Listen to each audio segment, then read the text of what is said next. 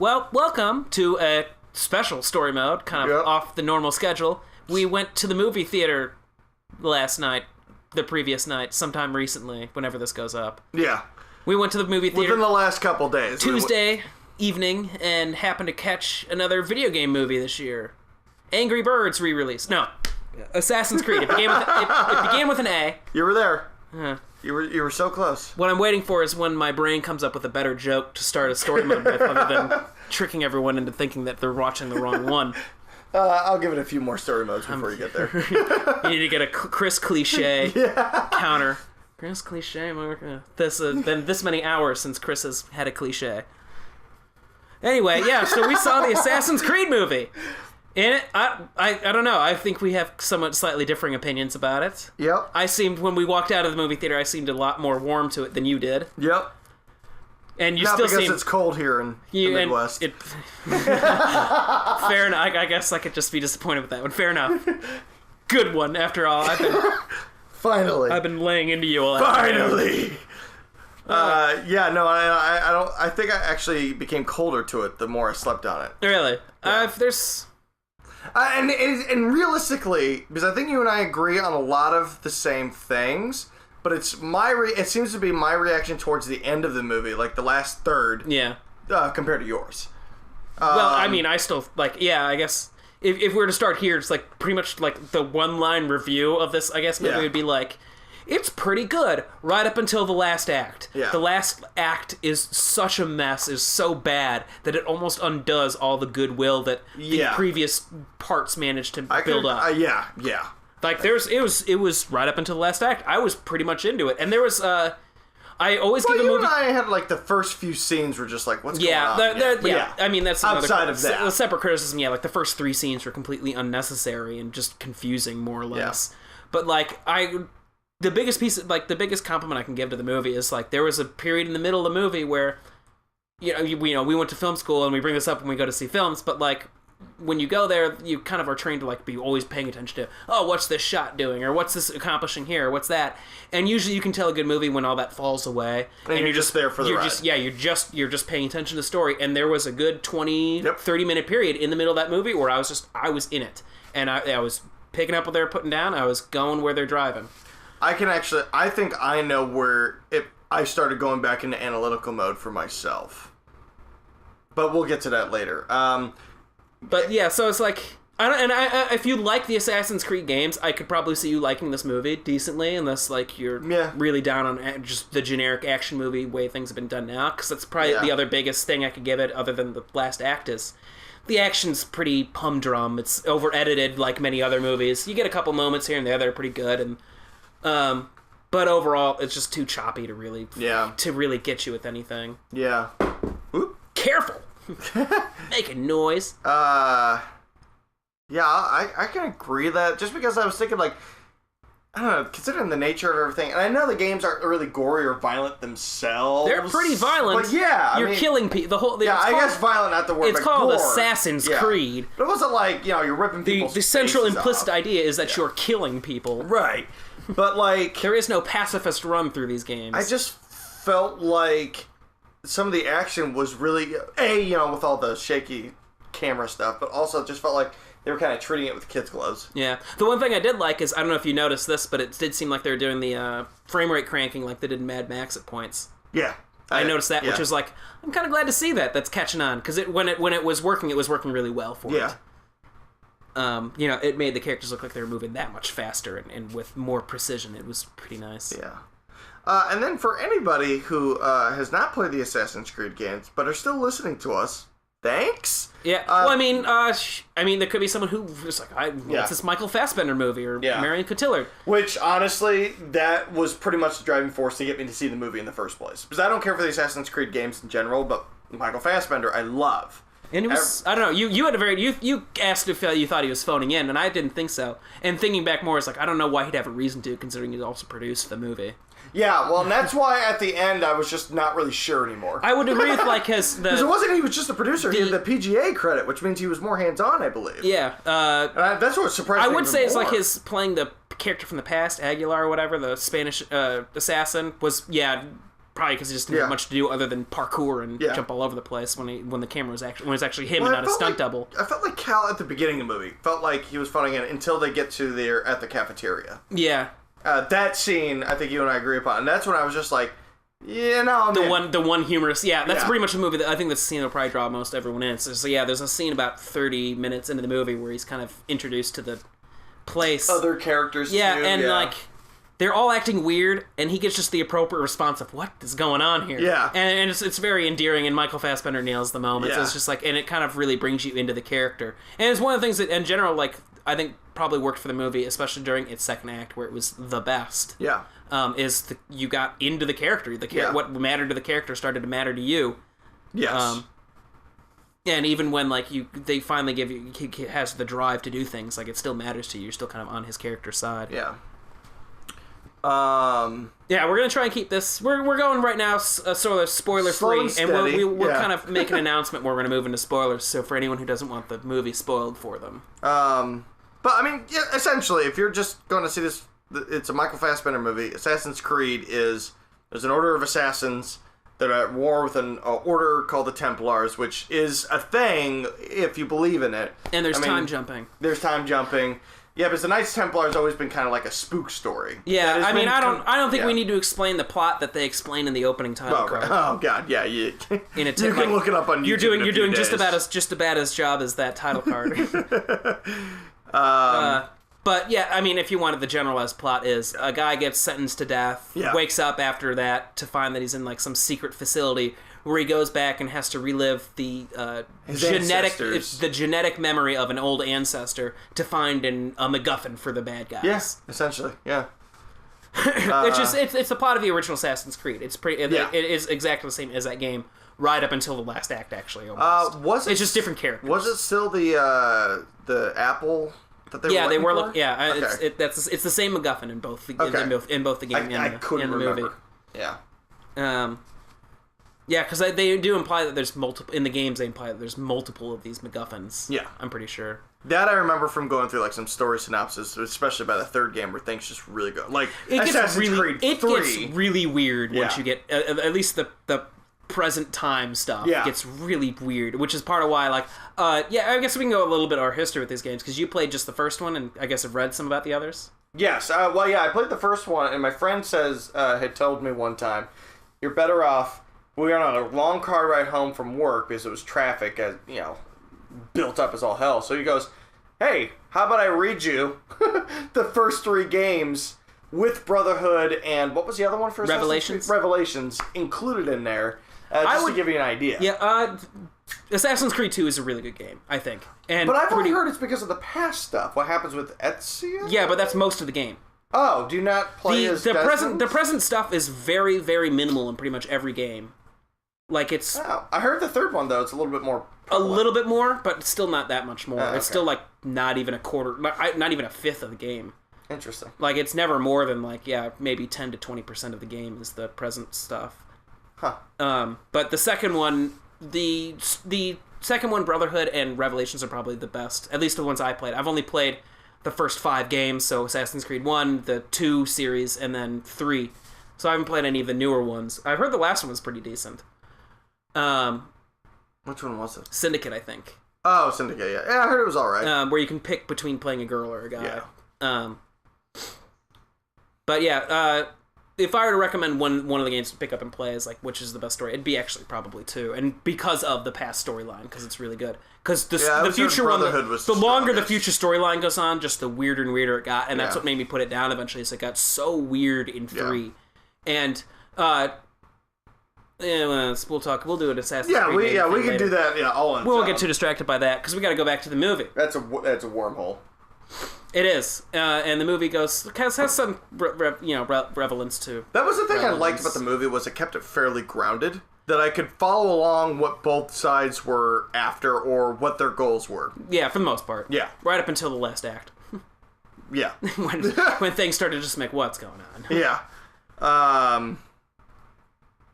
I will say, just to keep it while we're in this spoiler-free territory, you mentioned this, and I really tend to agree with you. the cinematography was not that great. No, this is one thing that kind of bummed me out about that movie. It was just very muddy and murky and not very well lit often. Well, and it felt like it was following a standard.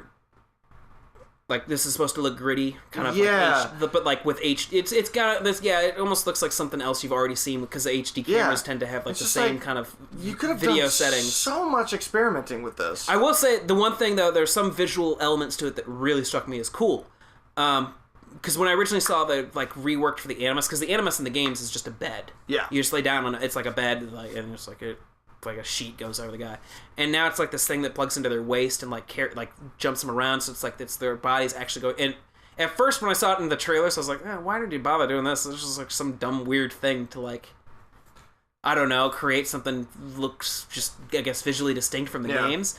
And then when they started doing it in the movie and they showed like these projectors that then show the people who are watching him what he's actually seeing and doing, it's like, okay, I'm on board for this. There's a lot. It would have been nice to see them maybe push that imagery further because they didn't really get too far into it. Yeah. But like what they kind of showed in the baseline of it was like, oh, this is actually really neat. I like this better than the original Animus, and I think I read that Ubisoft did too, and they're actually going to take the design of that into the new Assassin's Creed games. Yeah, and what I will say about that is that was arguably where the best editing was. Yeah. When they were shifting between what was being shown in Animus. I don't think it was ever really poorly edited.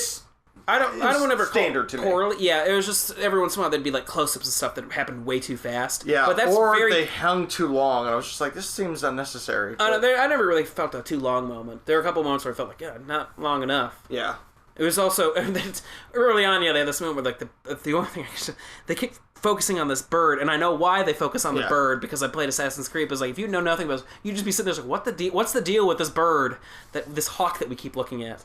In this Is there movie. A specific reason? Otherwise, I just chalked it up to its imagery of freedom. It's imagery from the game. Like when you go up and go to like one of the core mechanics of the game is to uncover the map. You go up to a high location and like it's like you uncovered everything. And like when you do that, like an eagle goes around, flies around the building. Or when you get to a spot where you can jump off into like a safe place when you're running from people. I'm pretty sure there's birds there too.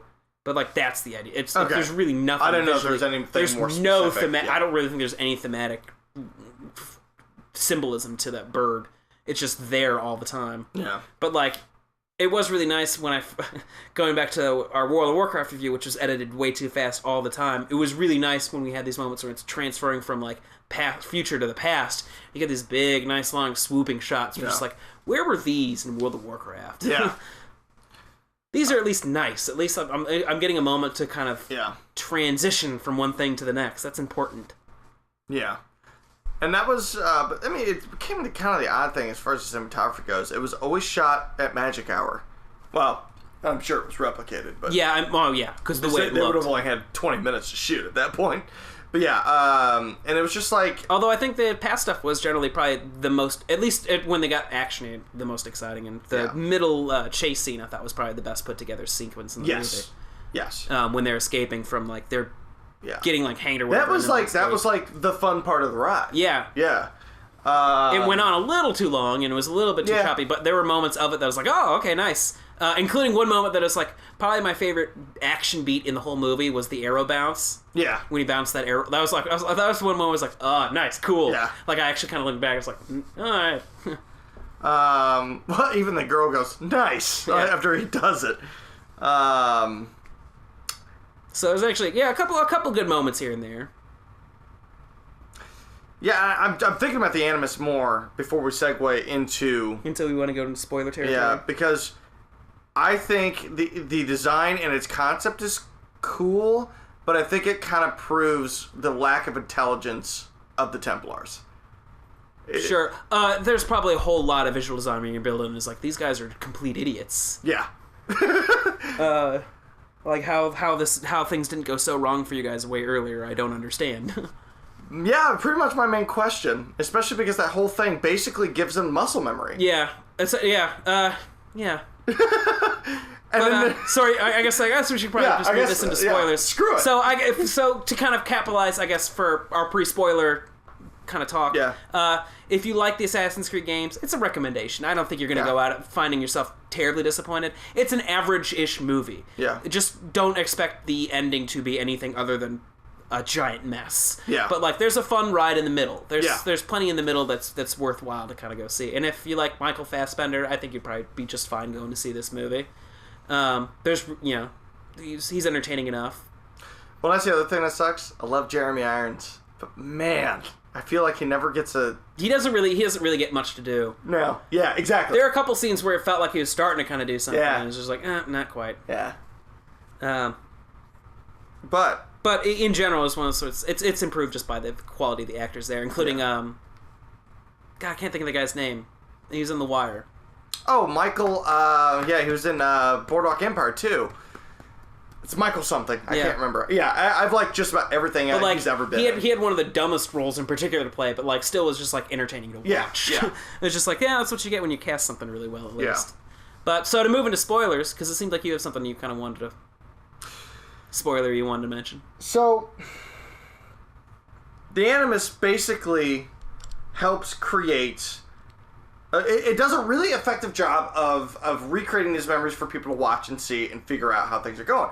But at the same time, I'm just like, they're literally, and they even, it's not just something I'm fathoming. They even prove it later where you see Fassbender in his own room training. It's creating muscle memory for him. That now he becomes a very expert combatant. Yeah, it's like a shortcut to becoming a true assassin. Yeah. And then the plot point you're kind of forgetting to mention here is that if you haven't watched the movie, what you may not know is that there's already other people who are assassin children or whatever, they've been looking to their histories too. Yeah, it's like they found this is the guy that we got to find our MacGuffin, because we found this other guy before who led us to the in the past to all these others. So it's like this giant. There's like 20 other assassins in this like prison-ish area that have all gone through. They've gone through the Animus, and they've stopped because they found the information they needed to from them, but they all have kind of the muscle memory of being assassins. Yeah. Which as this third act starts, they all start breaking out, and it's just one of the questions how did this happen sooner, and why didn't you kill all these people earlier? Yeah, right. Because my other thing is, the weapons that they were trained with are lining the walls of the entire facility. They have like this actual same weapons that they just have them there, and they've been preserved too over centuries. I'm just like, what are you guys? Why did this not happen sooner? You guys this dumb? Yeah. Well, and then the other thing was, I get what Jeremy Irons was trying to do by putting Cal in front of his father. Yeah. Who, another great actor. Brendan Gleeson. Yeah. Love him. But gives him a knife. And then when he decides to leave the knife there, no security goes, we should go reclaim that. That was the weirdest part, that no one went and grabbed the knife. Yeah. Although I guess there's a bunch of, because those are the guys that like had their minds fried by the Animus. Oh, they implied those are the people that had their minds fried, so they probably weren't expecting much from him. True. And when you see like him actually trying to break out at the end, he takes out one guy and they get him. So it's not really like it was that big a deal. That I'll give them. That's actually one of the moments where I was actually probably most drawn to the movie too. It's like when he confronts him. Yeah, when he confronts him, and it's just like I was pulled into his character, and I get the idea of now I like this. I like how you're giving him motivation. That's like. But to me, it was right after that scene where things shift. Really, for you, worse. Yeah. So for you, where's the shift? It's right after he confronts his father, because then he decides to go into the Animus, and I'm just like, I get it that you're rebelling against them by giving them what they want, but it seems like you have an ulterior motive, but we don't have any evidence that you do. So now I'm just like, are you really buying into the crap? Like, I just didn't know where his character was going when he volunteers to go back in the Animus, which also led to a few weird scenes for me. That to me was fine. Like, I kind of got that. It's like, oh yeah, he's going against it because like because up until that point he thought the assassins killed his mom. Yeah. So he's like, he's going to do this to get back at the assassins for killing his mom. Which I got that. Yeah. Only you then to realize a little bit after, and I don't think he quite believes his dad that his mom sacrificed herself, because like, again, like you were a kid, why would you just suddenly believe that in the middle of this? Which is why, to me, one of the best moments of the whole movie, it actually comes a little bit after that, when the past female assassin, I don't think he ever gave her a name. No, I don't think so either. Kills herself, sacrifices herself. In the fight, so that what's his name, Aguilar, will continue on and not like give up just so he can get her back. Yeah, and it was one of those really nice moments. It's like, oh, I like this, and I like that you're going to connect that to then his mom. This is a really nice thematic connection. Only then the movie right after that, I can pinpoint you the exact moment if you want to know when the movie to me goes from good to gigantic mess. Because I personally hated when they had the Mexican standoff, if you will. It wasn't great. It was well orchestrated, but it was fine. If you were truly dedicated to your cause, you would have just been like, she's gonna die, and kill the dude. You know what I mean? I think it should have happened a little faster. Like, she should have just done it instead of having this whole stare down. There are a couple of moments that happened just way too slow like that. Mm-hmm. And I'm wondering sometimes if it wasn't just the editors being like, oh, we need to make sure the audience gets what's going on. Yeah. Because it seemed like that's why it led the way it did after that, where there's this whole, in particular, that whole big long sequence of him, of his ancestors coming up to him in the Animus, which just went on and on and on. That was long! And was just like, what is going on? Why is this taking so long? There's nothing is happening. Because it wasn't like some great revelation other than you see the one who looks like Marion Cotillard. I don't think it was. Maybe, kind of. I don't know if it was supposed to be there or not, or if it was just supposed to be the woman that from the past or something like that. Maybe. I don't know. Because then it's like, he meets his mom. Well, the weirder part is that he meets his past version of his dad. It's just who's just dying in that scene adjacent to it or something like that. Yeah. But to me, the movie starts to go downhill just before that. The moment is literally, it's like when the Animus breaks. He does the leap down. Yeah, he does successfully completes it. Yeah, he throws the knife in the water, which is that's actually kind of cool and smart little extra detail they threw in there, break the surface tension of the water to make it so it breaks his fall. I was like, that was kind of a nice little clever add-on. That was. And really then the instant after that, it transfers out of the Animus, and the Animus breaks for some reason. And Marion Cotillard's character is like, the leap of faith, or something like that. It's just like, what? And I just had to lean back and go, what is going on all of a sudden in this movie? I rolled so hard. It was just it was just, what? You guys shifted from, in seconds, from a good movie that had me mostly in there to just what is this? And then it just kept going in its last act. You can define that moment in particular, the obligatory game reference. Almost. Because that's what that's called, I believe, when you jump off the high. That is. Yeah, but it wasn't even like that. It was because that happened earlier. That's what happened at the end of his second one, where he was up at the top of the tower and then he just jumps down. Yeah. That's what they're called. And then usually you just end up in a hay bale or something like that in the game. But and it was just so weird. Yeah. And then it goes into this whole elongated sequence of his ancestors coming up to him in the Animus. It just goes on while all the other assassins are making this escape attempt, and you're just like, why didn't this happen sooner? We have the weird moment with Christopher Columbus. Yeah, and then all of a sudden they find that Christopher Columbus is who they gave the apple to, and they got to go dig up his grave, which is a 20-second scene. Yeah, it was just I thought this was going to be where the climax was. They're going to catch him there, and then they have this whole big meeting with all the other Templars at the end, and it's just so weird, and so many things. There's so many holes in any of these scenes. You just ask any one question about any of these scenes, and they just fall apart. Yeah, because my thing with that, especially the end scene, because it felt like it was a movie that was trying to do multiple climaxes. And I'm like, what is this, Return of the King? Come on. You see all the assassins entering the Templar thing. They're all handing each other pieces of their weapons that you can tell they're now becoming fully armed. And there's 20 of these guys. And yet, all that happens is Michael Fassbender goes up and just kills Jeremy Irons' characters and takes the apple. And so it's you have your entire enemy. It's also just anticlimactic the way it's staged. Yeah. But it's just I get your point there, your criticism there. I guess my one point in defense would be well, in the games that's never the point. It's supposed to be trying to. I guess that's not the point of the assassins in the games. But that's only something I know as someone who's played the games. Is they're only there to kill the one guy. They're not murderers or killers. They're only there to kill the one person they really need to kill. But okay, so I get maybe letting the crowd go on that front, but why wouldn't you try to take out the elders who are also, I figured if anybody else maybe they don't really know who's who, because these are all the guys who were locked up in prison for years. True. So the only person they know is really a bad guy is that person. I thought that was actually gonna, for half a second, I thought it was gonna go way more interesting route and go he's gonna hand Marion Cotillard a knife and be you have to kill your father. Oh yeah. I'd be that would have been way better than just the dumb, boring scene we got. Yeah, and then she swears vengeance or whatever. Yeah, and even though she didn't stop him. Ending. Yeah. It was just what's going on here? Yeah, it's how can you why are you swearing vengeance? You literally let him go. Is this the origin of Talia from the Dark Knight Rises? And that's always been my dream casting is Jeremy Irons as Roz.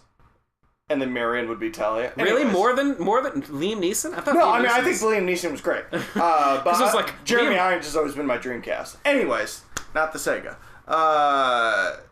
Yeah, but what I don't understand, too, I get it why in the facility all the guards had were, like, those batons. Yeah. Not a single one had a gun. Especially. Well, it is Spain. I mean, maybe there's something about, maybe, I don't know if there's a gun law in Spain. What about the London facility, especially when you had security? Well, London, there is no guns in London. Officers have no guns in London. What about private security? I mean, maybe private security. It looked like I don't even know if that is. I don't know what the rules are, but like I know that that's a big thing in Europe. Is like people don't have gun. Like a lot of places just don't have guns. They're not armed. Even prison guards in a lot of areas aren't armed. So it might actually just be a truth in television kind of thing, where it's like, yeah, it's not something you're used to seeing, but yeah, that just may be how things work there. But, I get what you're saying. It's like, yeah, there's all these deadly people, but at the same time, it's like. There are so many other stupid things going on that's sure. That's sort of one of the last questions. Yeah, no, that's nitpicking mind. At its absolute finest right there. But I don't know.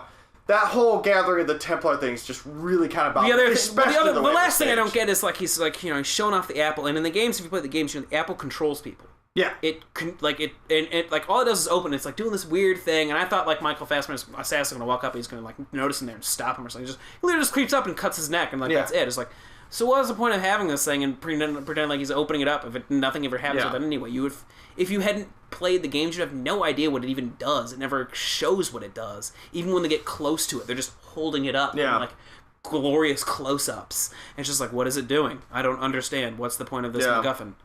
Well, they never visually explain what it does. But it also because it does control people. But what it furthers my misunderstanding of Marion Cotillard's character's progression through the movie, but B, why she swears vengeance when she immediately grills her father because her father basically says in his acceptance speech that she reads, he's going to use it to control people. Yeah. And it's just like, what else did you think he was going to do with it? I mean, literally, you even knew early in the movie you explained what this apple would do. Yeah. I don't know. I didn't understand. There's a lot of. There's probably her character. She didn't probably understand either. She's probably just like, I don't understand this. It's just I don't know. We have to finish the movie. Yeah, right. Marion, just let's go. It just has to end. So just whatever. Just wing it. Yeah. Maybe there'll be a second one with and to anyone who's questioning, it's like what you may not remember is Kristen Bell is actually kind of plays the analogous character to her in the games. They're not the same by the end of the game because Kristen Bell her character in the Assassin's Creed games turns out to be an assassin with you. Oh, no kidding. Is a good guy, and in the second game helps break you out of Abstergo. So they're not the same character at all. Like it's kind of very different. Although the Michael Fassbender character is very similar to the Nolan North character. Altair? No, Desmond, the future guy. Desmond, yeah. Altair is the guy from the past. Yeah.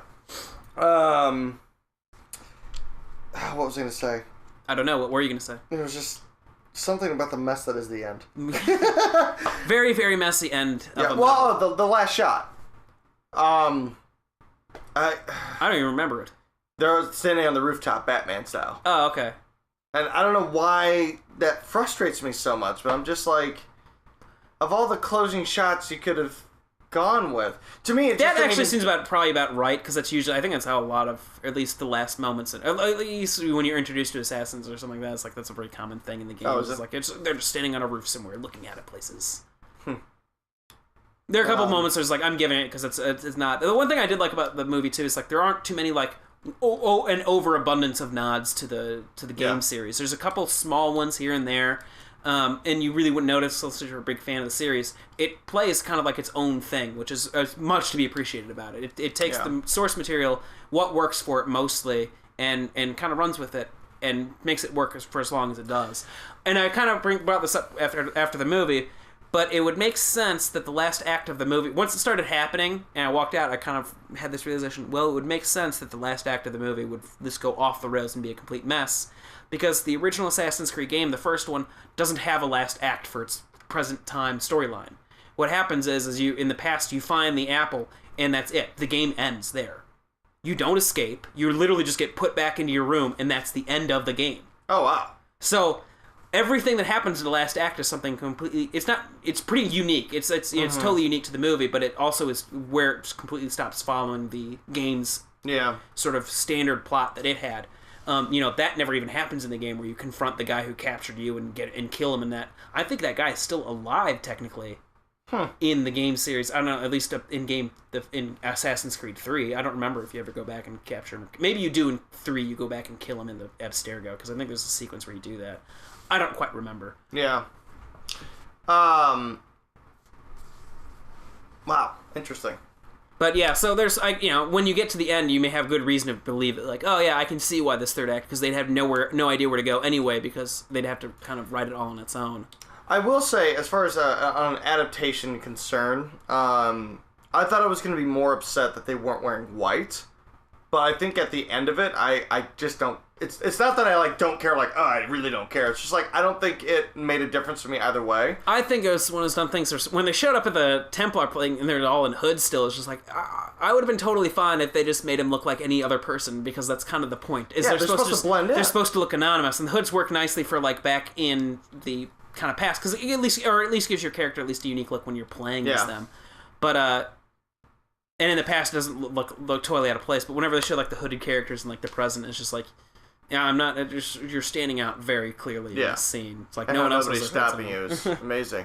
Yeah, that was the one thing I feel like in all of the movie that it kind of missed. Because that's one of the core mechanics I seem to remember from the first game is blending into your environment. That's why you wear the white, so you look like the monks that are walking through. There was a lot of, if I were to probably my biggest criticism is any, tension scene, there's a real lack of 3D continuity where you had any understanding where people were in a 3D space. Because you'd always just see, here's a guy glowering at the camera. And here's, another close-up of, an assassin, pushing through a crowd. Yeah. And, here's another guy who's, at the front of the crowd. It's here's the assassin. You have no idea where the assassin is in relation to the bad guy or anything until he's on top of him killing. It was just, it was kind of very poorly orchestrated in that It just makes me think, there's some of the pacing that really could have been changed up. That's one thing. It's in general, I think a lot of especially video game movies in general oddly fail at is 3-dimensional video continuity. It's probably the hardest thing anyway to do in terms of shooting a movie. But it still is I think it's one of the most essential to doing a video game movie, because that's what you have in a video game is you have constant 3-dimensional continuity. Yeah. And I feel like that's the one thing that they're failing to translate from video games that is.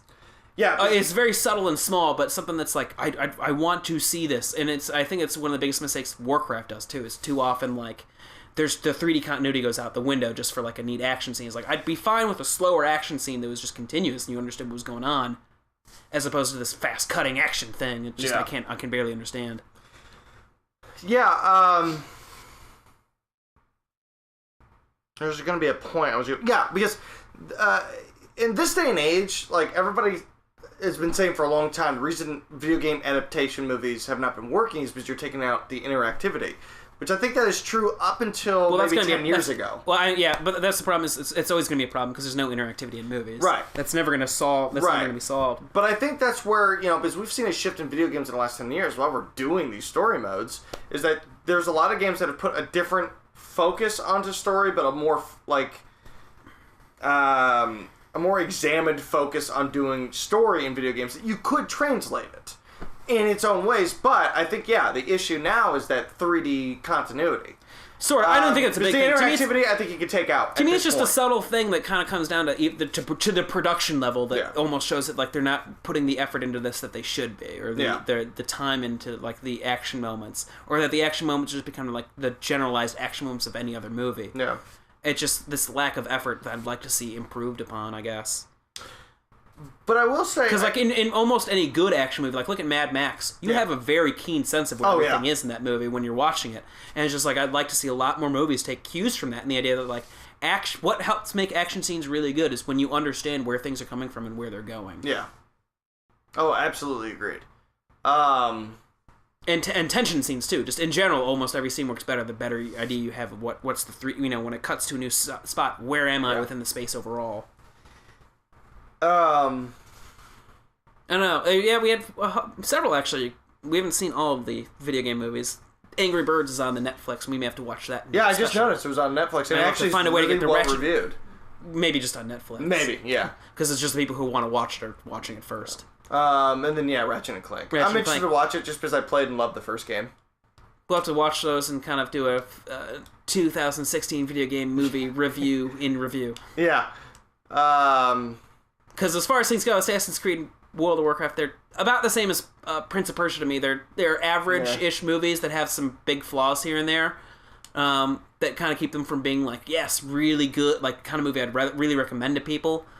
But they're in the right direction, at least. Yeah, it's always a question I'm constantly trying to think about when people make video game movies, because clearly I have not made. But like, what's the question? What are you trying to accomplish? And it's a very vague question, but like, are you trying to adapt a video game, or are you trying to make a movie in this universe where you can explore your own concepts? That's where I thought Assassin's Creed started on a really kind of a decent line there. And the later half of the first act, and then during the second act, kind of utilizing this idea of free will. Because that's when they explore the apple a little bit more about what it would do and all this other stuff. Sort of, but that was one of the other chunk that I wanted to have, like, just a couple too many snarky lines. It's like, we're going to cure violence. It's like, violence is disease now. It's just like, there's a couple, like, snarky lines missing from there that were just, like, not quite. But that's where I think the movie kind of misses its mark. It's like, you had a really great opportunity to explore free will. But I feel like they missed it, especially when they got to the third act. Because it felt like... It's interesting. We'd have to almost maybe do a story mode on the Assassin's Creed games and talk about free will as a sort of central guiding thing, because it's obviously something you can touch on a lot better in a game where you have control over the character. Yeah. And whether or not they capitalize on that same... Like, the same thing. Because I would almost say, like, I think the games might almost do the same thing, where they don't quite really capitalize on a really great thematic idea. Yeah. Any parting thoughts, Ben? We've been talking about this movie. What movie? I guess if there was a video game that you thought would make into a good movie, or something you'd like to see someone try. Oh, that's a tough one. Because like everybody's saying, Uncharted would make a great movie, and it's just like it'd have to be an original story. I wouldn't want to see any of the games I've already seen adapted. That's the hard part. It's like there's some that, like, the ones that make like a good movie. They're already like a good movie themselves anyway. Like, the Uncharted games, I'm just like, I don't know why you need to make these into a movie. You just can watch the games. Exactly. As far as like what would make a good movie is, I feel like if they put enough effort behind it, maybe the Halo games could make a good movie. The first one I think maybe could. Yeah. The problem is there's still this real lack of understanding how to approach a game. They're either going like way too tongue-in-cheek, or not quite giving it enough nods at all, or like not letting it be its own thing and breathe its own air. But I'd honestly argue, especially after talking about my biggest argument for a game that would make a really good movie, it's because of our story mode last week, would be a Fallout game. Especially because it's the American fantasy. Yeah, it'd be really hard to pack all of that, because that's I think the other big problem about video game adaptations is the stories they're multiple novel-length stories. Oh, sure. And like trying to condense all that down, and I think that's why World of Warcraft had such a hard time. Yeah. Is it tries to condense down something that's like pretty much anyone can like a season of Game of Thrones into one movie. Yeah. It's like 10 hours worth of something in it too. And I'm not even talking about just adapting one of the Fallout games. I'm just saying, like, because they all seem to have a similar concept. Or something set in the world. Yeah, that's one of the things. Like, that's kind of what my opinion is. It's like, to me, I think the best idea is like pick like a good video game world.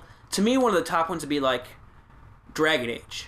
Oh, yeah. Where the fantasy setting is very standard in a lot of ways. Yeah. You wouldn't have to introduce people to a lot of the nuances that are different from this. Yeah. That are different from this to the other one. You could visually explain a lot of those things as the plot goes on. And just tell like a separate story, just completely divorced from every other story. And it's just in that world. Yeah. And I think that would probably be one of the better universes to do it, just because it's so straightforward in a lot of ways. Well, yeah, and it does have a lot of depth to it, with a lot of like the politics that are going on. Yeah, and it's already implied to be a very big world that other stories can happen in too. So it's like it'd be very hard for you to, I think, place something in there and break it. Yeah. But like something like that, I think Fallout would be a little bit harder because you'd be like, because it happens in the United States, it's just a real world. It'd be a little bit harder to find a place to set it where it'd be like, oh, completely unrelated to all these other games, but like it's not going to interfere with their lore. Whereas because it's a fictional world, you can kind of just create a fictional village off in the middle of nowhere. Mm-hmm. It's like, yeah, it happens here, and nothing else ever happens here ever. So it's and it doesn't have to matter. It's not going to have that same kind of interference. Yeah, no, I could see that front. I guess I was more thinking about just some of the themes you could explore in that, because I've been fascinated ever since we kind of put it as this is the American fantasy. We'll have to come back to that. Yeah. That's kind of why I think it would be a really interesting thing to explore. And maybe not as a movie, maybe as a TV series. But yeah. Well, I wonder if I don't know if I haven't seen any video game movies for next year, but I'm guessing it'll probably be a little bit before they try again. They did 4 for this year. None of them did too well. Yeah. So it might be a while before we see something try again. Yeah, I can't even think of anything off the top of my head. We'll have to write the script ourselves. Yeah, there we go. And then put our money where our mouths are. So I guess to kind of cap this off for final, Assassin's Creed. Would you watch it again? Would you recommend it to people who are just the average film goer? Or like a star rating, I guess. Like where do you land? If I were to give it a star rating, I would say 2.5, maybe 3 out of 5.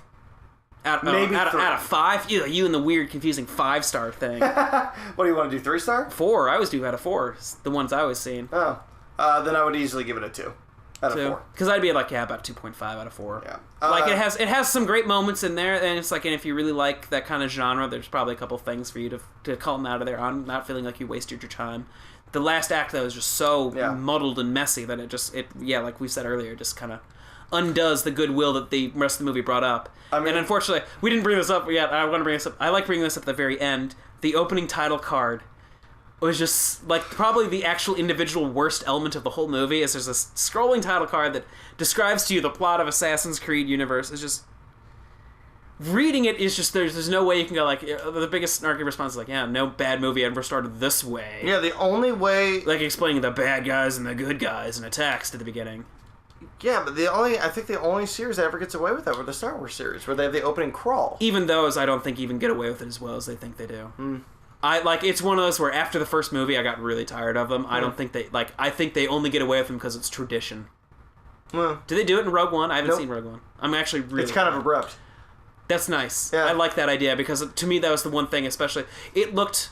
For a quick tangent, it looked really weird in the beginning of 7, not only just because it felt, I don't know, old, but it also just didn't look proper. Like, it looked too digital or something like that, the titles to me. I can't even think of it at the moment, but not worth it. We're talking about Assassin's Creed. That was a quick tangent. Yeah.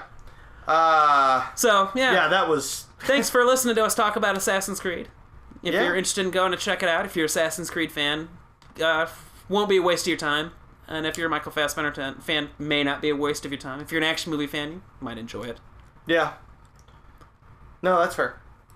All right. Well, thanks for listening. Yeah. We'll catch you later. Bye.